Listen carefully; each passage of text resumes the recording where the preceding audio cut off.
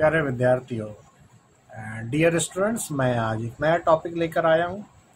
इससे पहले कि मैं टॉपिक आगे बढ़ाऊँ, मैं कुछ कहना चाहूँगा, एक टिप देना चाहूँगा। मैं जब भी स्टडी करते हैं, एक नॉर्मल पेस से कीजिए जो आपके लिए सूटेबल है, जिससे कि आप अंडरस्टैंड कर सकें कॉन्सेप्ट को। ये बहुत ज़रूरी है। फास्ट ना करें,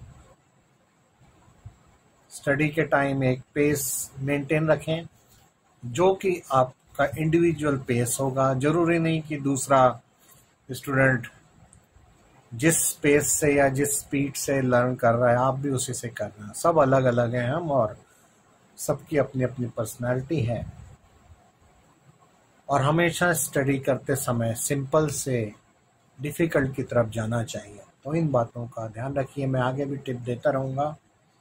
आज मैं जो टॉपिक कराने जा रहा हूँ उसको एक्सप्लेन करने के लिए पहले मैं ये बताना चाहता हूँ कि आपने देखा है कि आपकी लाइफ में लिक्विड फॉर्म जो है मैटर का, लाइक वाटर है, ऑयल है और अदर लिक्विड फॉर्म है, उनको हम स्टोर कर पाते हैं किसी टैंक में, किसी कंटेनर में।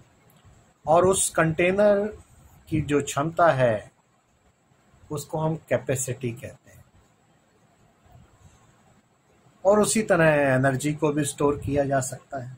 मैटर के अंदर एनॉर्मस एनर्जी स्टोर्ड है। आइंस्टाइन ने, आप देखिए, बताया E=mc²। Mass can be converted to energy. तो जो ये हम लिक्विड स्टोर कर रहे हैं जिस कंटेनर में, जिस टैंक में, कंटेनर में,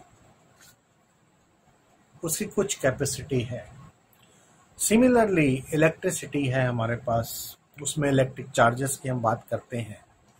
तो इलेक्ट्रिक चार्जेस को भी स्टोर किया जा सकता है। तो उनको कैसे स्टोर किया जाए जिससे कि फ्यूचर में हमारे को जब नीड हो तो उन चार्ज को हम यूज़ करके इलेक्ट्रिसिटी प्रोड्यूस कर सकें। बहुत अच्छा एक एग्जांपल है बैटरी। बैटरी में आप चार्जेस स्टोर कर लेते हैं थ्रू केमिकल रिएक्शन। इन्वर्टर की बैटरी है, आप देखिए चार्ज हो जाती है, जब रिक्वायरमेंट होती है तो हम उसको यूज़ करते हैं। वो चार्ज एक्सटर्नल सर्किट में फ्लो करके करंट कंस्टिट्यूट करते हैं, इलेक्ट्रिक करंट, और डिवाइसेस, फैन और लैंप, जो भी ट्यूबलाइट्स हैं वो चलती हैं। ये एग्जांपल बताते हैं कि इलेक्ट्रिक चार्ज को भी स्टोर किया जा सकता है। यहाँ पर हम बात करेंगे इलेक्ट्रिक चार्ज को स्टोर करने की एक टेक्निक की, जिसको हम कैपेसिटर कहते हैं। Capacitor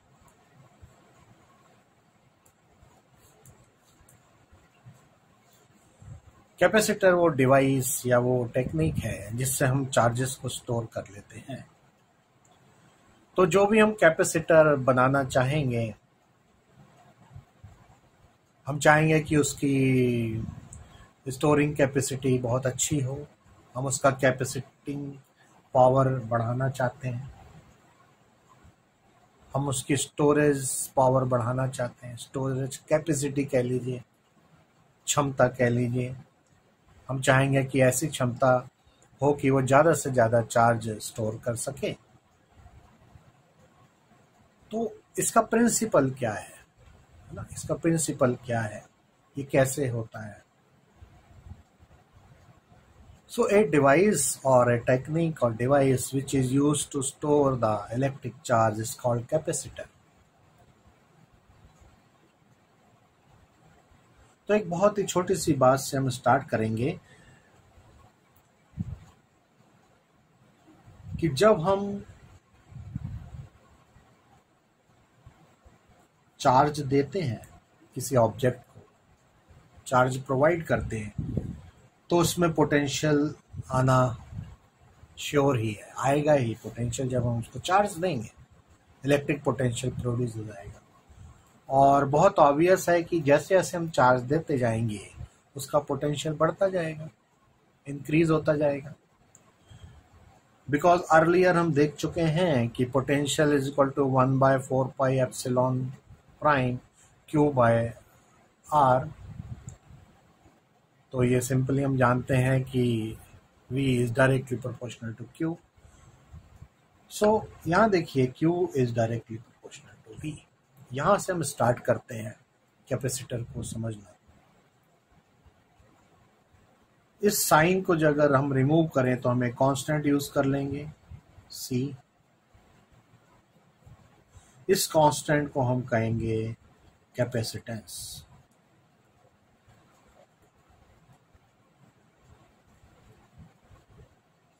C is the capacitance. किसका कैपेसिटेंस? कैपेसिटर का. Capacitor is a device. Capacitance उसकी कैपेसिटी स्टोर करने की. सो यहाँ से देखिए सिंपली हम कहाँ पहुंचेंगे? C is equal to Q by V.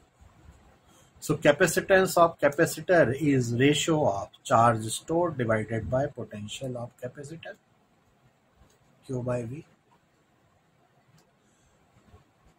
So आइए इसकी SI यूनिट की बात करें. SI यूनिट की बात करें. Q by V,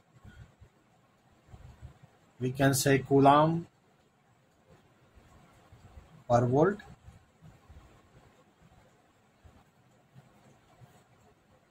और कूलाम पर वोल्ट को एक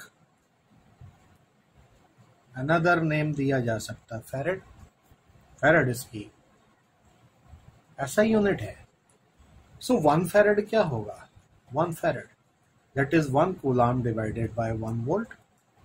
सो एनी कैपेसिटर जिसमें ये उसके पैरामीटर्स हों, if we provide 1 coulomb charge and capacitor acquire 1 volt potential, और एनी कंडक्टर जिसको हम 1 वोल्ट एनी कंडक्टर जिसको हम 1 कूलम चार्ज देते हैं उसमें 1 वोल्ट पोटेंशियल क्रिएट हो जाए तो उसका जो कैपेसिटेंस है वो 1 फेरेड हो जाएगा.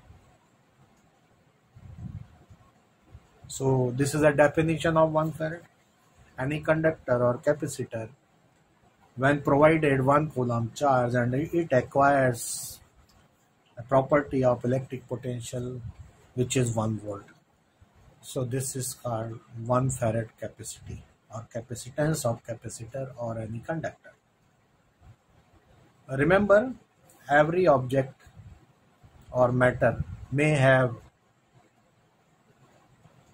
storing capacity, capacitance, maybe in very large quantity, maybe in very small quantity, it can store the charge. Matter can store the charge.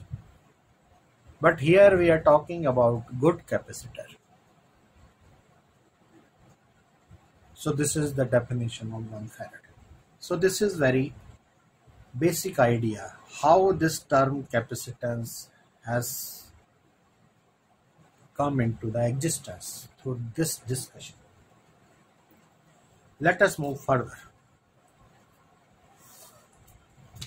Principle. So what is the principle?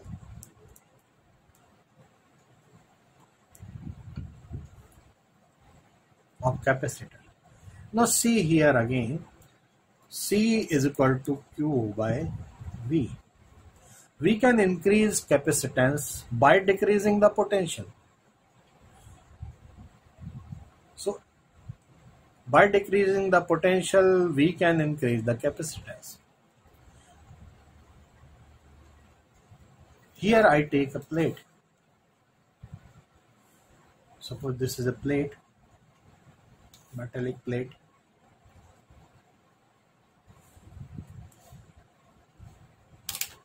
I have provided some charge on it. I have supplied some charge to it. I have supplied some charge, and this plate A has acquired some charge.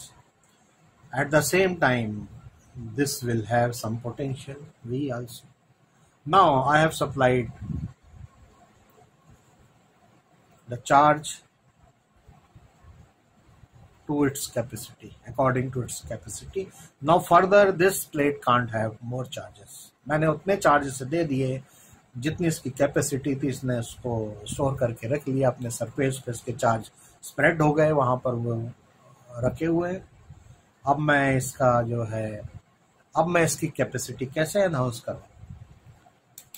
तो मैं इसके सामने आप देखिए एक और plate रख देता हूं।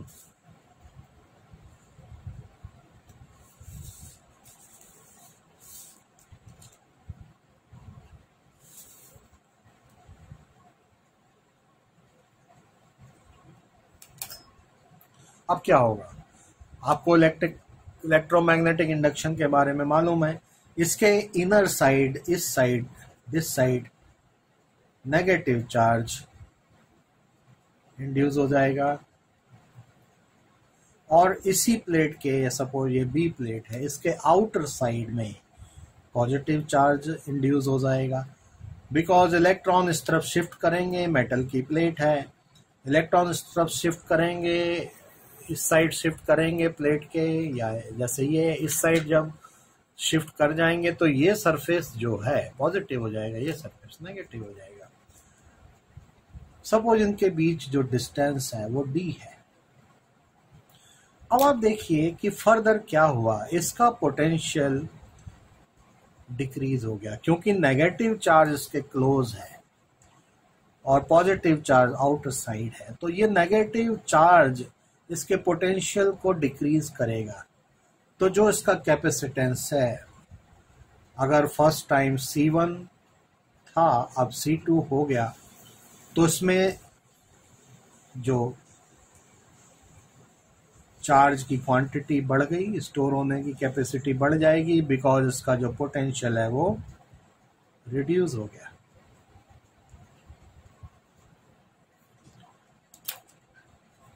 बंद कर लें इसको। So we started with this. Now you see V2 is less than V1. Potential between these two plates is now V2. Earlier it was V1. Only when one plate was there. V1 अकेली इस plate का potential था, एक और plate सामने रखने पे उसमें चार्ज इंड्यूस हो गया, नेगेटिव चार्ज इसके क्लोज है, उसका इम्पैक्ट इस पे ज्यादा होगा और नेगेटिव पोटेंशियल ये क्रिएट होगा इस प्लेट पर, जिससे इसका नेट पोटेंशियल डिक्रीज हो जाएगा। V1 से V2 हो गया, V2 is less then V1। So naturally very clear कि एक नया कैपेसिटेंस बन जाएगा इस सिस्टम का, वो कैपेसिटेंस पहले से ज्यादा होगा, because V2 is inversely proportional to C2 और C2 is inversely proportional to V2। अब ज्यादा चार्ज इसमें हम और चार्ज स्टोर कर सकते हैं। तो हमने एक टेक्निक डेवलप की, principle of capacitor says reducing the potential will increase the capacitance of the capacitor. Now further, ये डिस्टेंस अगर D1 है, अगर इस डिस्टेंस को भी मैं रिड्यूस कर दूं, इस प्लेट को इसके क्लोज ले आऊं, समवेयर यहां पे मैं डॉटेड से बना देता हूं। अब ये प्लेट मैंने यहां शिफ्ट कर दी, अब इन दोनों प्लेट्स के बीच डिस्टेंस बदल गया, डिस्टेंस डिक्रीज हो गया। अब एक थर्ड कैपेसिटेंस प्रोड्यूस हो जाएगा, डिस्टेंस डिक्रीज होने से इसमें और चार्ज आ जाएगा, बिकॉज इसका जो पोटेंशियल अब V3 हो गया, दोनों प्लेट्स के बीच में V3 हो गया potential, V3 is further less than V2। तो ये प्लेट मैं इसके क्लोज लेकर आ गया, तो इसका पोटेंशियल और इंक्रीज हो गया। स्टिल अभी इसके इनर साइड इस प्लेट के इस तरफ नेगेटिव चार्ज है, इस तरफ पॉजिटिव चार्ज है स्टिल। तो मैंने पहले प्लेट रखी, कैपेसिटी बढ़ा ली, फिर प्लेट को इसके क्लोज लाके डिस्टेंस कम कर लिया, फिर कैपेसिटेंस और मैंने बढ़ा लिया, इंक्रीज कर लिया। अब एक स्टेप में और मैं पोटेंशियल इसका बढ़ा सकता हूं।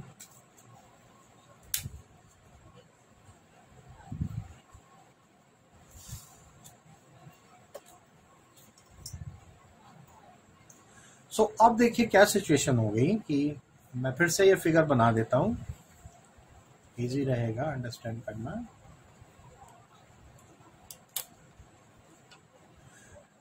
इसमें और चार्जेस अब आते जा रहे हैं, कैपेसिटी बढ़ती जा रही है इसकी।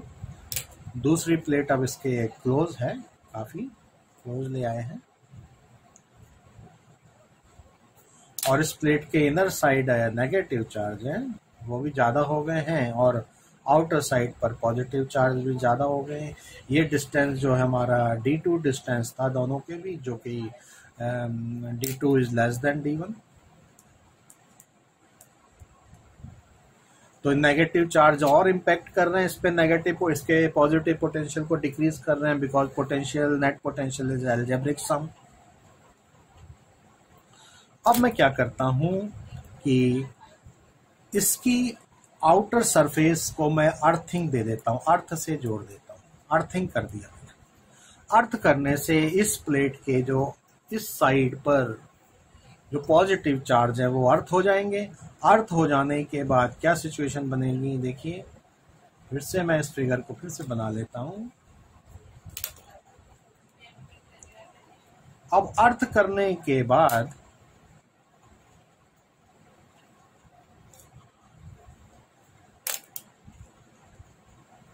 ये आउटर साइड पे जो पॉजिटिव चार्ज था वो स्टिल इसको कंट्रीब्यूट कर रहा था, इसका पोटेंशियल बढ़ा रहा था।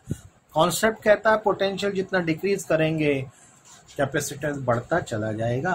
तो ये जो स्टिल आउटर पॉजिटिव चार्ज इसको एनहांस कर रहा था, इंक्रीज कर रहा था, इनर जो है वो डिक्रीज करने की कोशिश कर रहा था। इंक्रीज करने वाले को हमने न्यूट्रल कर दिया,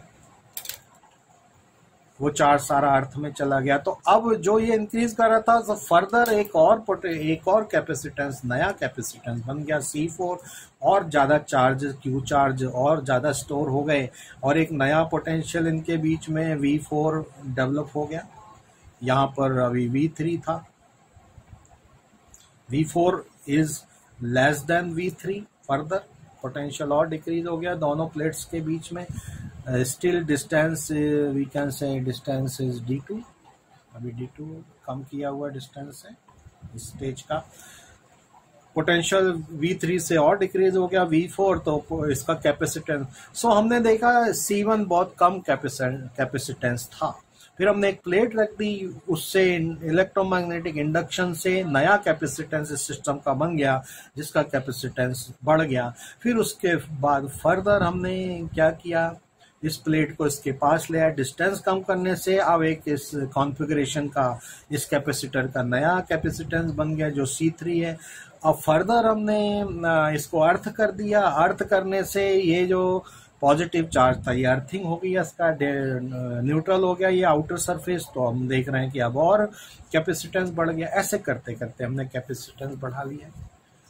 अब देखिए और कैपेसिटेंस कैसे बढ़ सकता है, और कैपेसिटेंस कैसे बढ़ सकता है। इन दो प्लेट्स के बीच में अगर मैं डाइलेक्ट्रिक मीडियम रख दूं, डाइलेक्ट्रिक मीडियम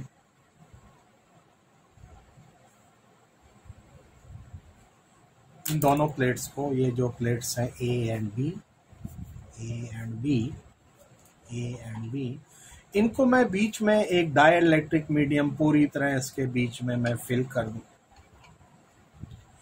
अब इस सिचुएशन क्या है हमारे पास, ये प्लेट फुली पॉजिटिव है, ये प्लेट का इनर साइड नेगेटिव है, इसका आउटर साइड अर्थिंग पर है, स्टिल डिस्टेंस D2 है। यही पोजीशन, इसके अंदर मैंने डाइलेक्ट्रिक फिल कर दिया। Dielectric like mica, paper, anything which is not conductor other than conductor, वो इसके अंदर मैंने फिल कर दिया। अब ये डाइलेक्ट्रिक, अब देखिए इन दो प्लेट्स के बीच में एक इलेक्ट्रिक फील्ड एग्जिस्ट करती है। तो ये जो डाइलेक्ट्रिक स्लैब मैंने कंप्लीटली इसके अंदर फिल कर दी है, डाइलेक्ट्रिक स्लैब जो इसके अंदर फिल कर दी है, you know how the dielectric behave in electric field. This is electric field in this direction, what will happen, negative charge will move against the electric field, so this surface will become positive, dielectric का ये surface. तो हम देख रहे हैं कि इस dielectric में अंदर, डाइलेक्ट्रिक के इनसाइड एक फील्ड क्रिएट हो गई, सपोज ये E' है, और आउटर फील्ड।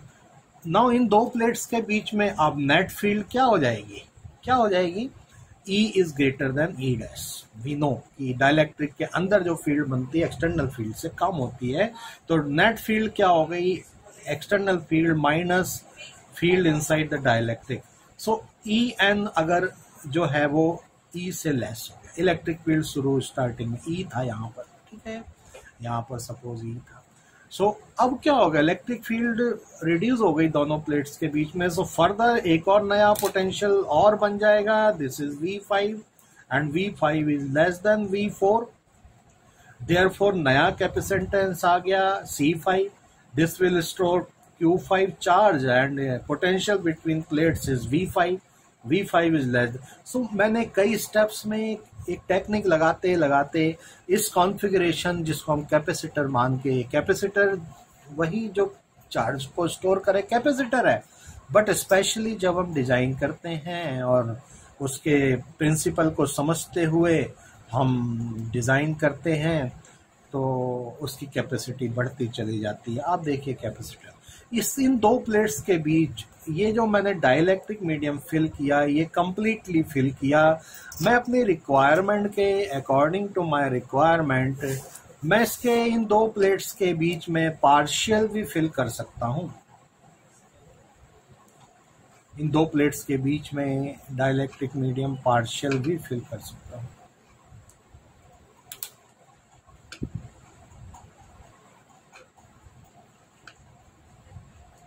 पार्शियल फिल कर दिया, पूरी तरह नहीं फिल किया। तो इस केस में जितना ड्रॉप हुआ था पोटेंशियल में प्लेट्स को, उससे कम यहाँ ड्रॉप होगा। So I can control the capacitor by using different distances between the plates, using some dielectric medium, earthing it. This is the principle of capacitor, and how to increase the capacitance, how can we decrease the capacitance. So there are various ways I have explained you. So I hope you got this point. So I hope you will love this explanation and revert to me, give me feedback, so that further we can improve this style of teaching. So stay safe, be confident, be positive, and be active. And I am repeating the tip which I have given in beginning of the lecture: move slowly with your pace, understand completely, and then move further. Okay. Practice by writing. After learning, practice to write, because reading writing practice is decreasing nowadays due to COVID situation. So keep on practicing writing. Okay, best of luck.